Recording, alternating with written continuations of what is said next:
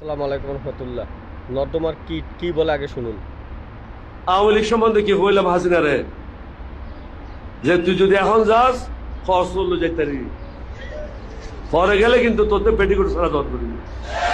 লেই বাক্স বাজি টিয়াটুয়া পরি আগে রাইকেল 14 সুট কিছু ইনলো গিয়ে ঠিক মতো, কিন্তু পেটিকোট আর অন্য জিনিস বুকুর টুকু জিন পরে ইনলো যাই নেওয়া পারে ইন গুড়া বলে লইয়ারে খেললিয়া দেখি দে আর কি আইতো আইতো নেওয়া যায়। আশা করি কথাগুলো বুঝছেন। সে একজন মুক্তিযোদ্ধা হতে পারে, এর মতো জঘন্য ব্যক্তি, অমানুষ, তার নামটা নিতে আমার ঘৃণা হয়। কিভাবে নর্দমার কীট এত মুখের ভাষা অকাত্য, সে মাননীয় প্রধানমন্ত্রীকে কীভাবে বাজে কমেন্ট এবং বাজে কথা বলে।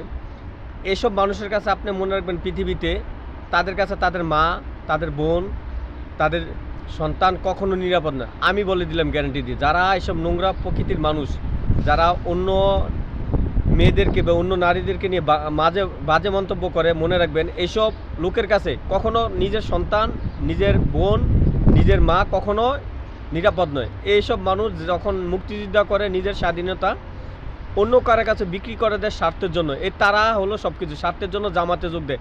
এদেরকে আছে না কী করা দরকার, সেটা একসময় আপনারা প্রতিকূলে তো দেখবেন, জাতি তাদেরকে এমন বিচার করবে, সেটা জাতির সামনে আসবে। তাকে গালি দিতে আমার ঘৃণা হয়।